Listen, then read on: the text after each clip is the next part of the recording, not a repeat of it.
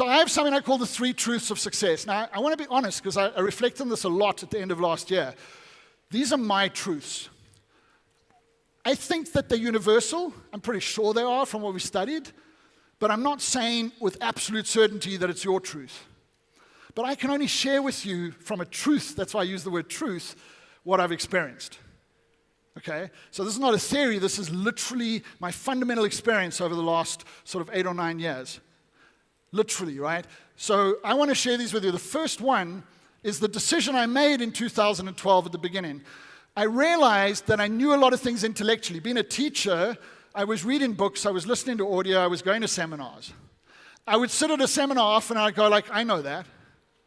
How many of you sit at seminars sometimes, be honest, and say, I know that? I mean, how many of you, when people give you advice, you go, I know that? Well, do you? Because I knew things intellectually, but my life did not reflect that I knew it at all. I had a sneaking suspicion that what I was teaching back then was actually the right stuff. I'm sad and glad to tell you, because my brain had a bit of a frenzy with it, that it was the right stuff. I was teaching the right stuff to people about how to be. In fact, there were students who were becoming friggin' well successful because of what I taught them. And I'm not. I'm telling you, I honestly started to believe that it was like a thing. You were born. Richard, oh, actually, that's a bad example because Richard was financially independent by 24, so that's pretty unique.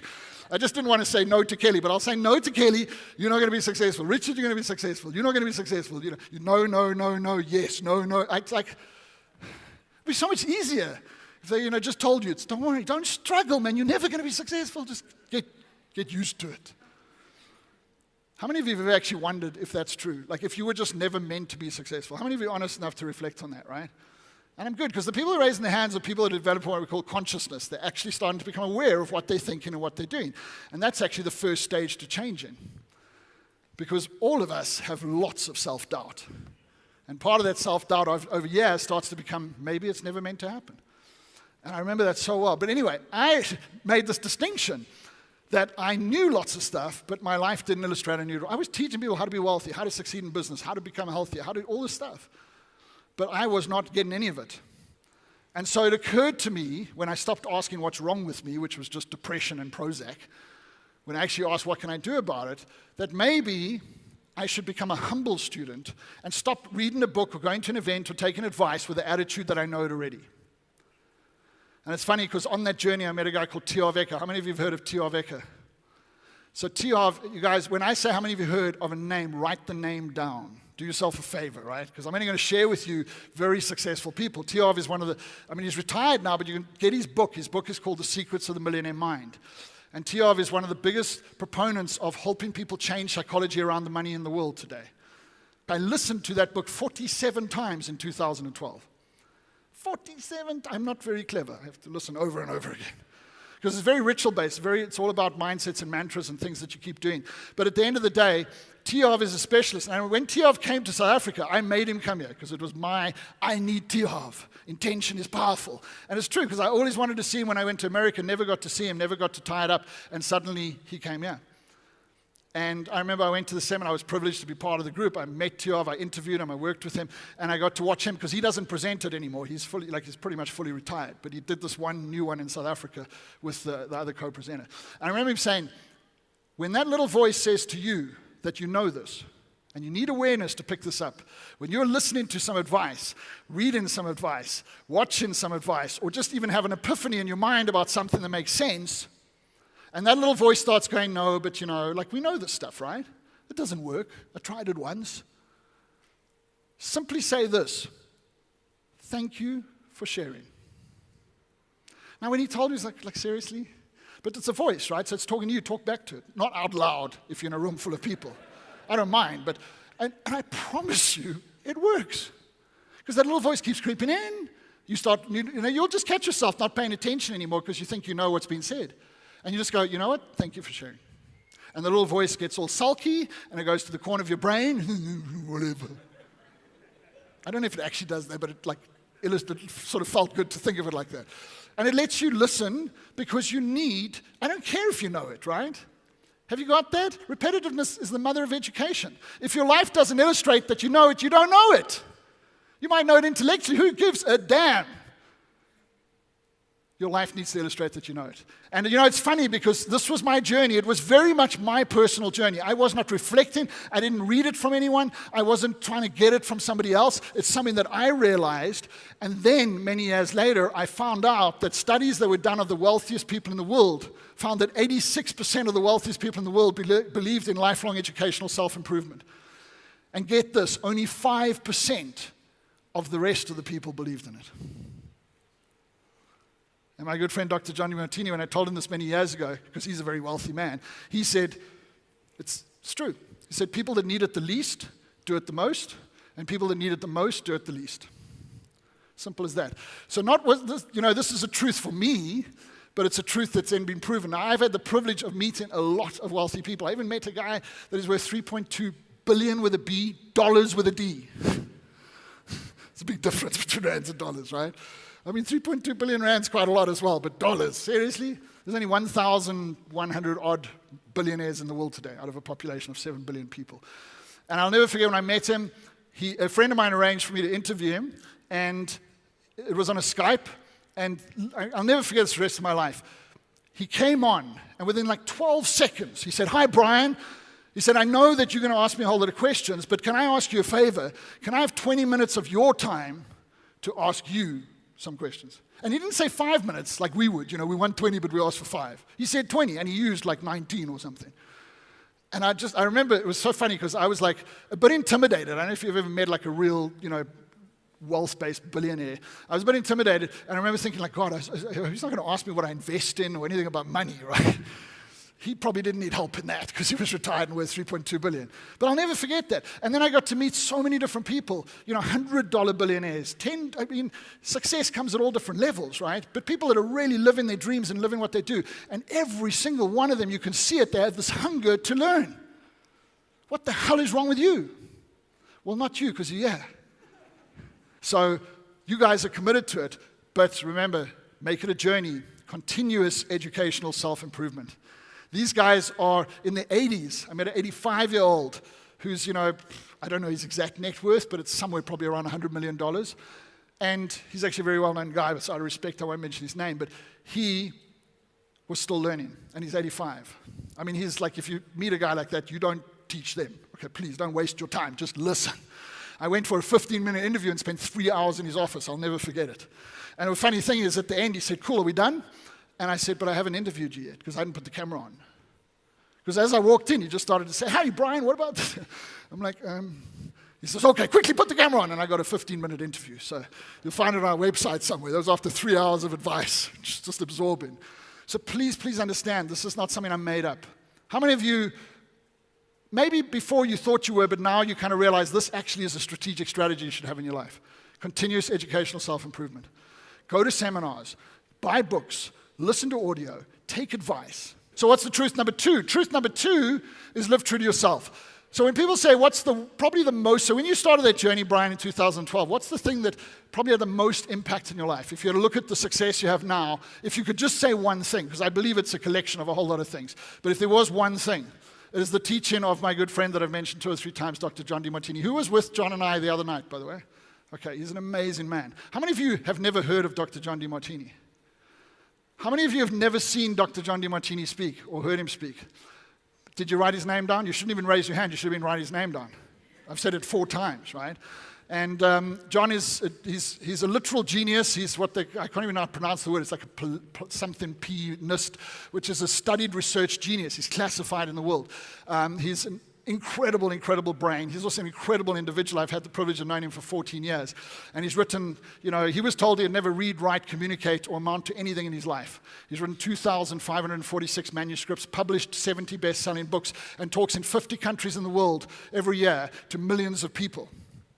Good luck to that teacher that told him that, right? But of course, he's grateful for it. Why? Because that's why. Because what we value, being true to ourselves, is identifying what's truly important to us. And what's truly important to us is not what society is telling us is important to us.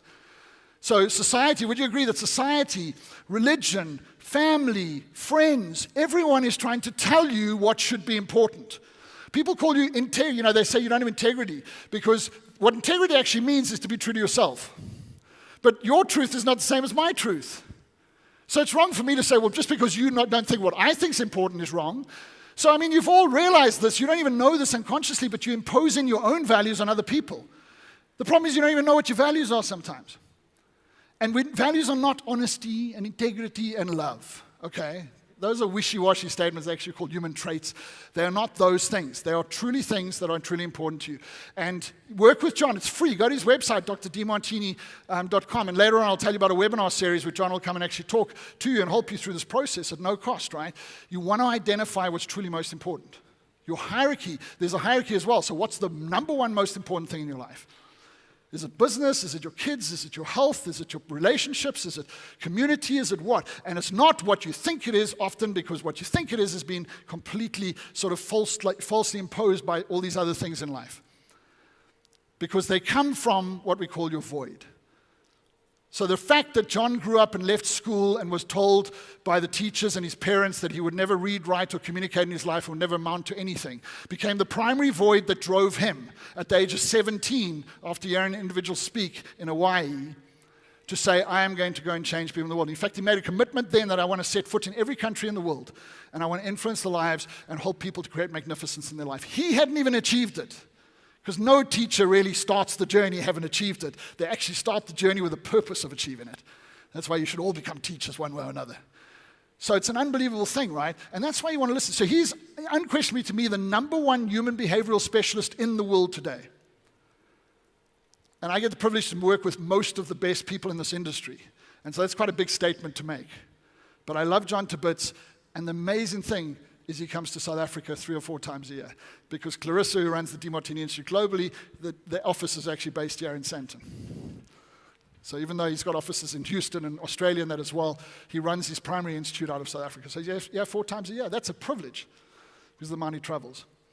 But he teaches the simple context. He teaches a lot of stuff, but you'll hear every time he teaches, he'll talk about this hierarchy of values. What's truly most important. Now, why? Well, John was in The Secret. How many of you ever watched the movie The Secret or read the book The Secret? So The Secret is about the law of attraction. You see, that's what The Secret did. It actually opened masses of people to this idea that we sort of knew made sense, even though we didn't quite know how it worked. But it's just like when I said to you earlier, how many of you will take full responsibility for everything that's happening in your life? Well, the reason I know that everything's happening in my life is my responsibility is because of this thing called the law of attraction. So at the end of the day, the movie, they made you aware with many great speakers from around the world, including John. But they didn't actually really tell you how do you stop attracting the shit and start attracting the good stuff. Because you're always attracting, so it doesn't help to say, well, law of attraction, I know, can you stop the bad stuff coming? Right? And in my journey and in John's teachings for the last, 36 years now, and in science and in history, and I promise you, sit with John, he can spend 4 days talking about every ology that exists, from psychology to physiology to any study that's done on any element of the universe or the world, quantum physics, you name it, and he will show you scientifically through research why this is true, how your brain actually does it, how your brain manifests and attracts things into your life. And you'll get it, because even though he's this crazy genius, he'll say it in such a way that you'll suddenly go, shit, that actually makes sense. I don't fully understand, but I get it. It's not some random thing. There's a whole thing that's happening in your energy sphere. There's a whole thing that's happening around you. There's a whole thing that's happening in your brain that is designed to serve you with one single purpose, to make you authentic, to make you congruent to who you are. Every individual is individual. Be true to who you are, not what the world is telling you should be.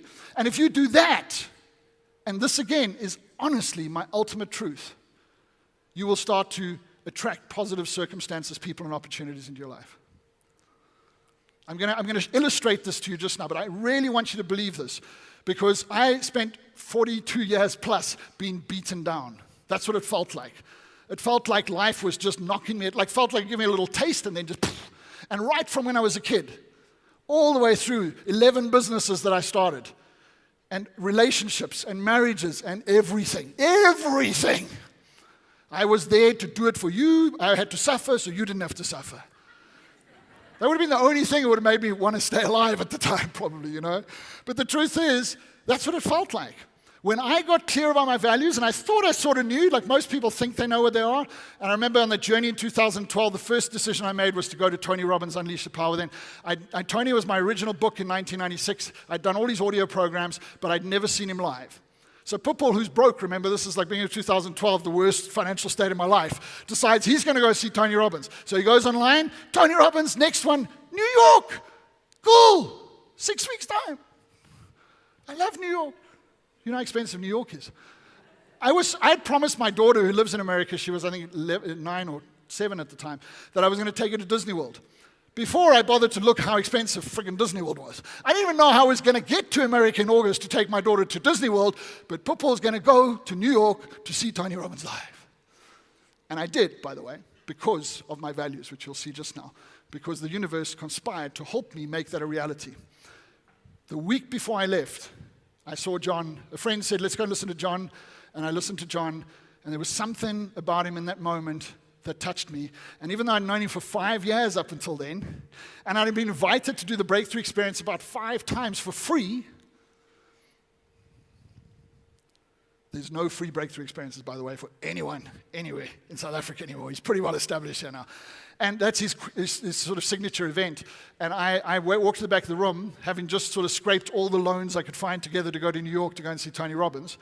Just understand, money can manifest in debt as well. When it serves you, it's okay. It's not like I suddenly made a shitload of money in 6 weeks. I just suddenly, money started to flow. And I went and I swiped my credit card and I went and did John the week before I left for Tony. And that's the first time that I truly got to understand what my values were. And that is probably the single biggest catalyst in that shift at the beginning of 2012 onwards that shifted my life. However, it wasn't good enough just to know them. I had to really evolve myself to become true to them, to such the extent that today I feel like my life is blessed. After 40-something years of feeling like I've been beaten down. This has nothing to do with me. I'm no better than any individual in this room or any individual on this planet. I mean, seriously, I am just an ordinary guy. So it can happen for everyone. How many of you think it might be important to know what your values are? It's about 70% of the room. The other 30% are probably just not going to put their hand up no matter how many times I ask them to, right? So live true to yourself. Know what your values are. This is the term we use, and if you go and study the word values, you see the origin of the word meant your purpose, the things that are truly most important to you. So of course it's evolved. There's kind of 2 levels of values. So our traits and our behavioral elements are also classified as values, but we use it from the origin of the word. And really it's just about being true to yourself. Once you identify who you really are, and every decision you make and every action you take every day is to serve who you are, life will start to serve you. And I hope I'm getting it through to you because I have nothing to gain by telling you to go and do it free on his website. I'm not selling you anything from John. I'm not even selling you John. I'm selling you a truth that I found for myself. And I hope you get that, right? The third thing is you become who you hang around. This is ironically one of the easier ones, but emotionally can be quite a challenging one. Let's see how honest people are in the room. Have you ever had a serious relationship or a marriage that you realize, or maybe have realized recently, is probably going to need to end because it's no longer serving you? Raise your hand if you've ever experienced this before. Okay, that's amazing, and well done for that honesty. The truth is, that's unfortunately how life works. We evolve, and the people around us don't always evolve with us. So especially when you commit to these journeys. Now, that does not mean you go home after the seminar and said, you know, I was with this guy called Brian, and he told me I need to divorce you. I do not want to get phone calls from people saying, what did you say to my wife or husband? All right? Marriage deserves a lot of consideration, a lot of connection before you make a decision like that, right? Because it's a commitment you made, and you should honor that. I believe in the sanctity of it. I don't believe in marriages for life. Because why would marriage be for life when more than 70% of the people in the world either get divorced or want to get divorced? Do you know that the divorce rate, like in South Africa, is 50%? Some countries it's 60, some it's like 45. It's like globally, it's about almost 50 around the world. But you know that more than half of the other 50% are actually not happy. That's scary. So a friend of mine was in South Africa recently, and he was on stage, and he's a specialist trader. His name's Sandy. Have anyone heard Sandy Jadeja? Write it down, write it down, write it down. He's going to be here twice this year. If you want to trade, if you want to learn how to use money effectively, best guy in the world to teach you, literally. And go and listen to him, and you'll see why I say that. Not what you would expect in a person that teaches you how to work with money, right? But Sandy stood on stage, I'll never forget, he says, you know what? I think marriage should be a 2-year contract.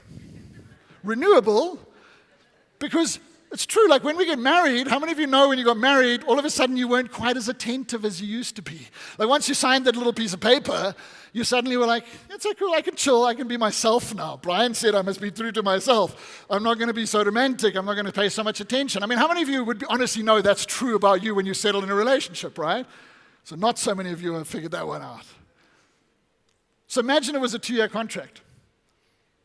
You had to convince your wife or husband in the 2 years that it was worth signing for the next 2 years. I think I'm going to start a movement for this, because there is no actual law that stipulates marriage has to be anything. It's not like you go to jail because you left your wife or husband. We should start this thing. How many of you would sign up to that? Every 2 years you bloody prove to me that you should still be here.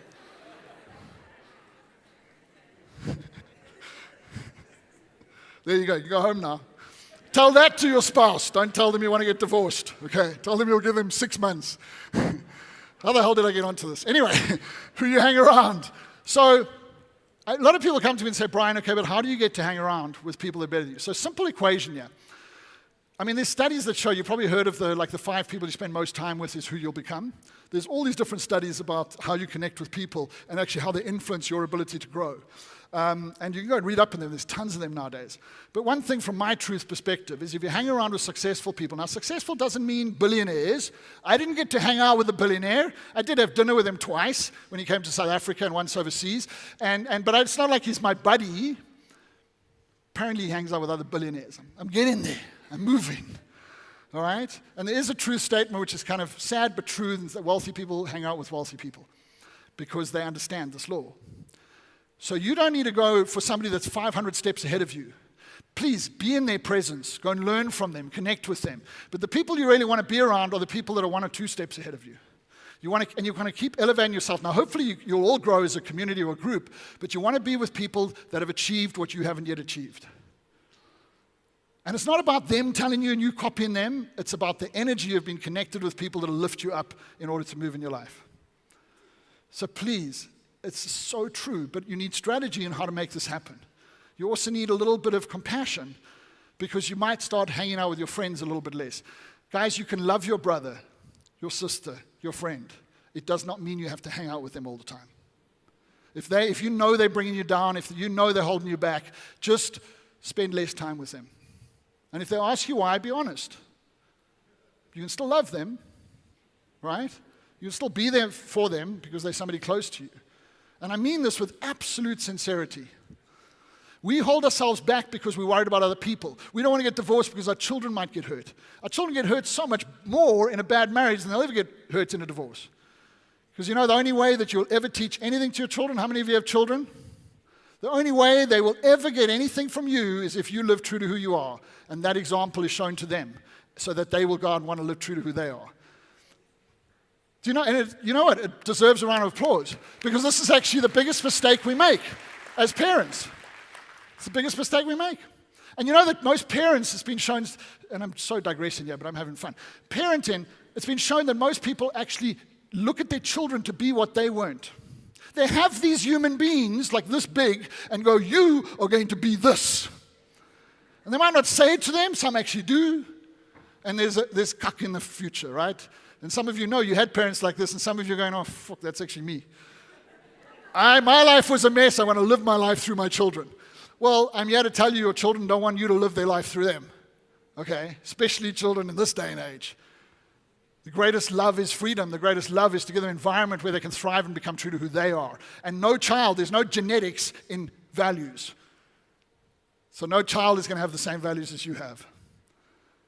We really don't understand the dynamic of this and how it affects our relationships. But all of this relates to who we hang around with as well. So these 3 things, continuous educational self-improvement, live true to yourself, you become who you hang around, are truths that I can absolutely swear by have a significant impact in your ability to grow and manifest success in your life as a whole.